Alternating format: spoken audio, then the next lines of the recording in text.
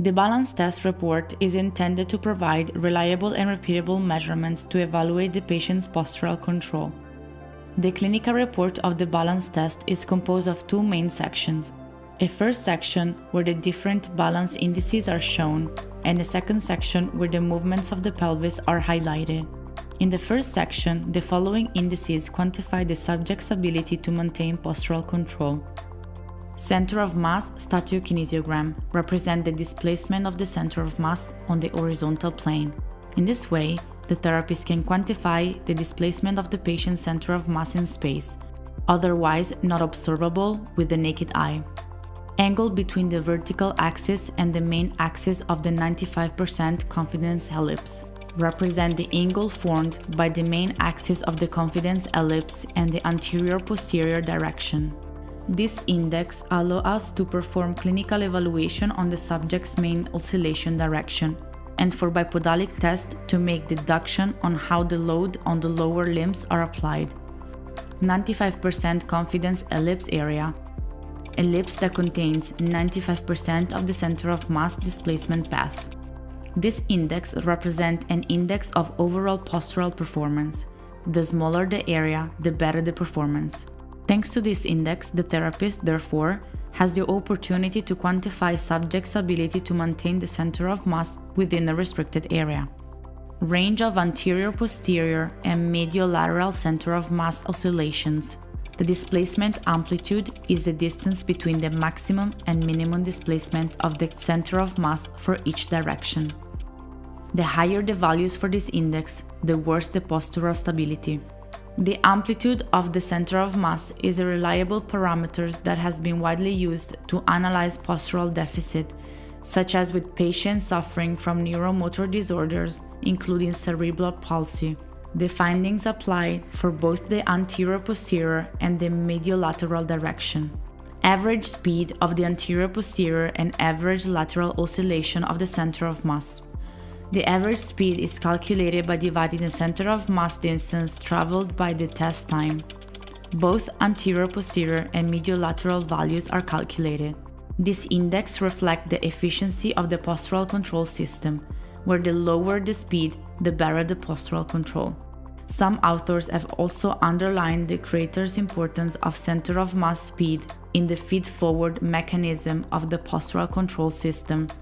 Clinically, we can understand how higher speed presents a better and faster response to the center of mass perturbations. Center of mass trajectory length quantifies the total two-dimensional displacement traveled. It is considered a valid measurable outcome in numerous populations and conditions of equilibrium. The shorter the length of the path, the better postural stability. Obviously, in the evaluation of this index, it is necessary to take into account the duration of the test. Length function of the surface represents the ratio between the length of the trace and the surface of the ellipse. This index describes the performance of the postural system. Under normal condition, it should be approximately equal to 1. If less than 1, it can indicate two conditions: normal surface with reduced trace length, where the subject uses little energy to keep stable, or normal length with increased surface. Poorly precise postural system. Greater than 1 generally indicates the use of a lot of energy by postural system. The second section shows the movement of the subject pelvis during the acquisition of the test. In the upper row, we can see 3 rings that indicates the range of motion on the different anatomical planes, while in the lower box we have information on the preferential direction of movement. The ring of the left shows pelvic tilt, the ring of the center shows pelvic obliquity, and the ring on the right shows pelvic rotation. The box below shows the average of pelvis oscillation divided into 3 anatomical planes. This allows us to insert further elements of evaluation within the clinical reasoning. In fact, in a subject with good postural control, we expect to see a rather limited range of movement of the pelvis, as the strategy for correcting the perturbation of equilibrium should be limited at the center of mass and would occur mostly at the ankle and the knee level.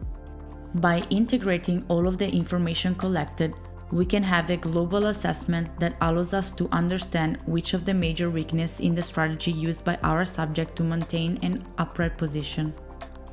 Being able to quantify the efficiency of the postural system is particularly useful in the functional examination during the rehabilitation of neuromotor, vestibular, and oculomotor problems can prevent the risk of falling. This can also be useful in comparing the subject's ability to balance during the different test scenarios, such as with eyes open or closed and mono or bipodalic stance. Additionally, the subject's balance can be evaluated in more complicated situations, such as while balancing on unstable surface or while performing an upper body task.